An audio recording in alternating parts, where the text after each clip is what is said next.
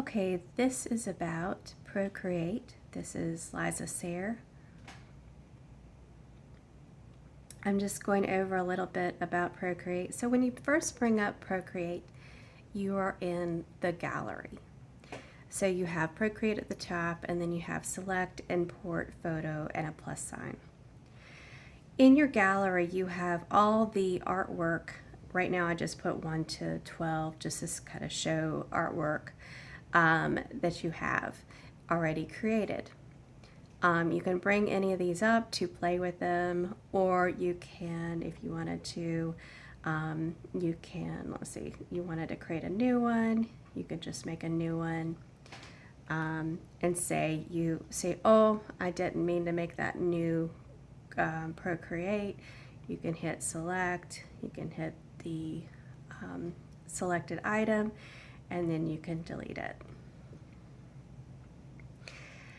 And so while you're in select, you can, of course, the whole purpose of the name of it is you can select the items. And what you can do with those, of course, you can delete it. We just did that. You can duplicate them. Oftentimes you might have a piece that you really like what you've done with it. You may want to alter it or do something different, but you want to keep that piece the way it is. Then you would just duplicate it and then go into it and modify it however you wanted without worrying about losing the original drawing.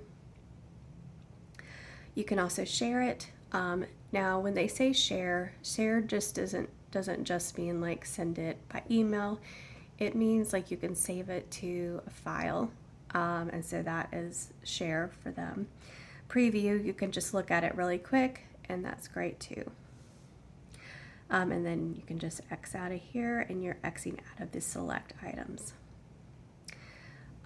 If you want to import, you can import an item into your gallery. Now you can do this when you're in the drawing program itself, within the drawing pad, you can do that, or you can do it in the gallery. So those are two different ways you can do that.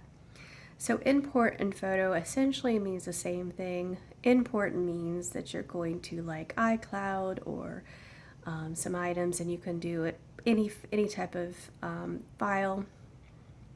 Photo is going to a specific location folder that you have photos. That is really the only difference between import and photo. And of course you would like to create a new item, which is the plus sign. So when you hit the plus sign, it gives you options of what you want to do. Now these are just the default types of file sizes or dimensions that you would have your drawing on within the program. And there might be specific reasons why you would want it a specific size. You can also create a new canvas and a new size by going into this, and then you can put exactly the dimensions and all the different features that you would like for it to have. So I don't really have anything specific.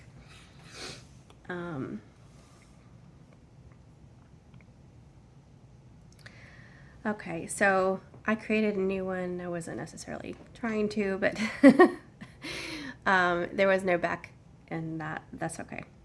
But what you created, if you go back to the gallery with this one, if you go back in, if you had created an item, it would now be underneath here in Untitled Canvas until you decide to name it.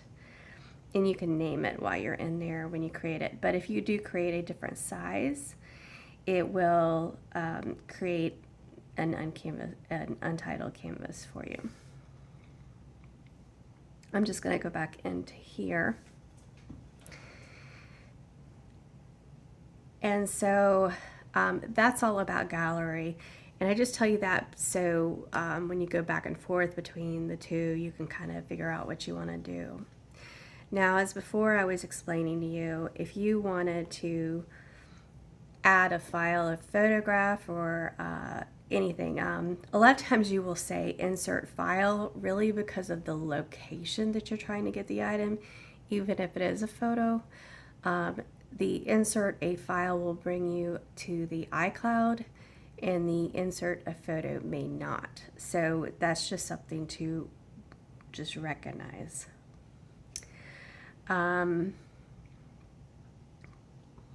So that's one thing.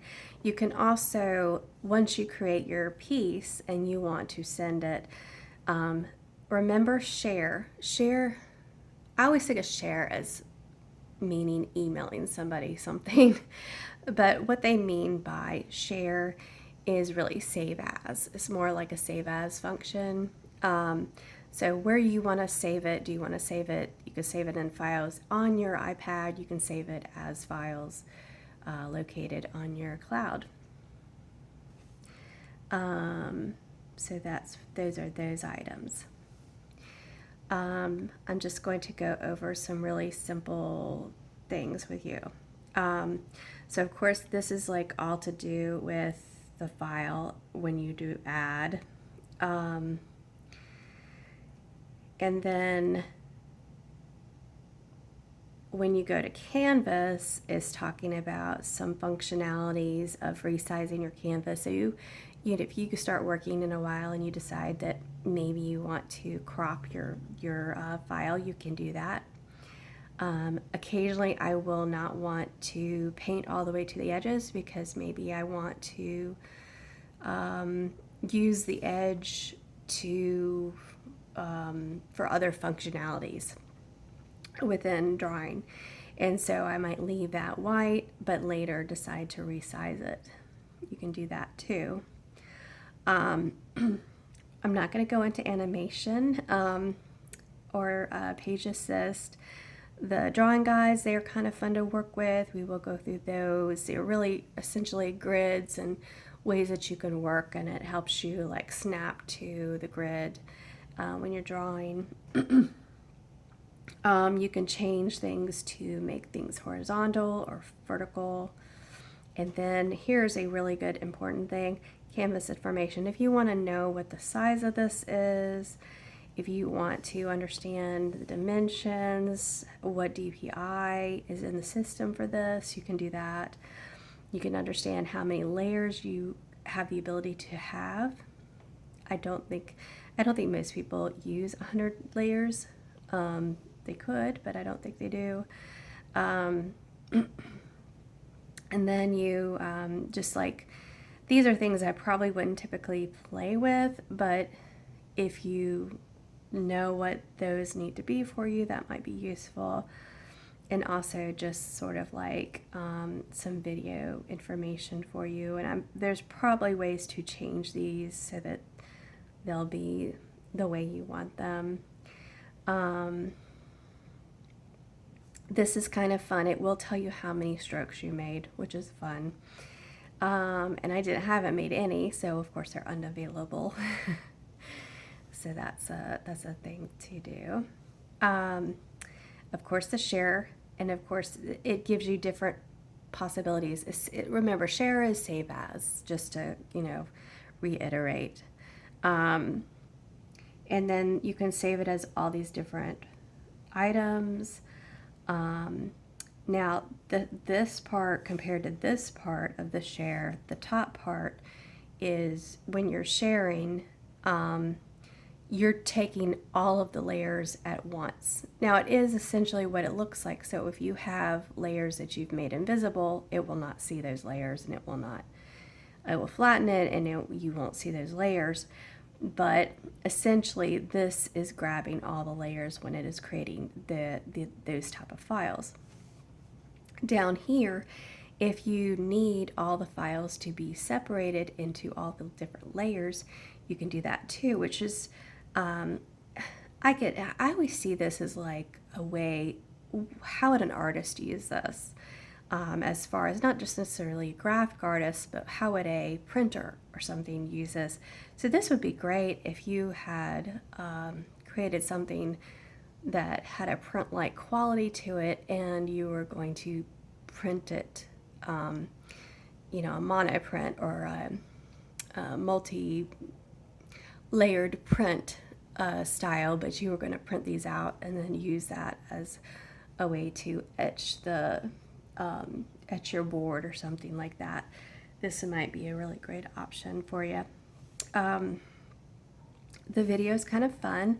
So if you hit this, if we had done something, you could hit this and it would show a replay of me creating the line, which is kind of fun. And then you can turn it on and off. And the cool thing about that is maybe you don't the whole function of this is maybe you want to show people how you did something, and you can show them through the video, which is kind of fun.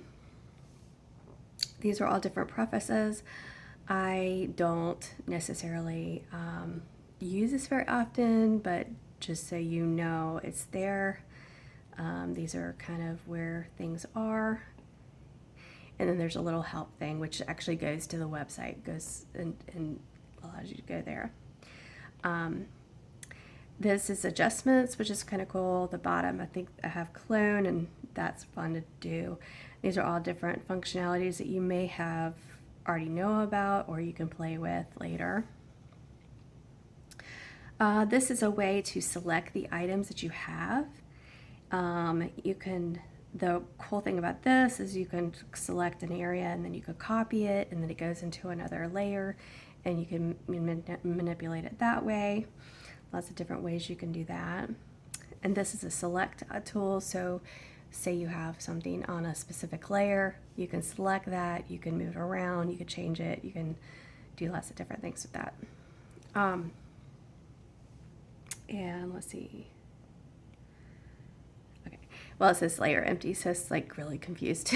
Okay, so you start with a layer and a background. I use syrup a lot. It's just because it has clean lines, and it's called in inking. And so I'm just gonna make a really big line. Okay, now you can kind of see how it selects it. So it's selecting this line, and it goes right up to the edge, which tells you some information that that's really nice for you to know. So the information that it's telling you is that in this layer, this is the only object in this layer. If I was to make a dot outside of it, the square would encapture it, and so would go way out. So sometimes it's good to know if you have like something's really light, but it's hard to tell that it's like outside of the square. So if you keep on erasing around it, it'll come closer and closer to the image, and then you'll know that you don't have some stray mark on the outside. So that's a good thing to remember. And here it has lots of different things that you can do with this. Freedom means you could probably twist it and change it around, you know, without it being uniform in shape. You can flip it horizontally, vertically, you could change it, rotate it. Fit to canvas, and I haven't really used the bilinear yet, but you can also distort it and warp it, and so you can do lots of different things with that. So that's good to know about. So I did tell you about the brush. This is a blending tool, which is fun. So if you had two different colors, just change the red. And I'm gonna kind of go over here and like that. Okay, and so you have a blending tool, and when you have this, it blends all of the colors together. So it kind of smushes it. It's kind of like your finger just smushing all the colors together. So there you go. That's how to use that. And then you have an erase tool, which, you know, you can Actually, I have a strange brush in here. Let me change this. So yeah, I'll just change it to like that. So there you go. You're erasing that. Again, you have layers, and then you have a background. So the background, you cannot paint on the background. The background is just for color. So if you wanted to change the background to a yellow, you could change the color to yellow. If you wanted to change the background to purple, you change it to purple. You change it to black. Whatever you wanted to do, that's fine. So if you were saving this and you wanted to look like this, and you would keep the background, of course, and then you would save the item. But say you wanted to have a transparent background, which you can really only get, I believe the only option is PNG. But if you save this as a PNG, you can have a transparent background on it. So if you're going to use that image in a different format and a different way, you can do that. So that's a good way to use that. Now with the background, you can't erase the background. The background is the background. It's the color as you have it, and you can't really do anything with it. And that's fine. The purpose of the background is just for you to really be able to see what you're doing. And so that concludes the first video. I just wanted to go over those things, and I will go over other things in another video. Thank you and have a great day.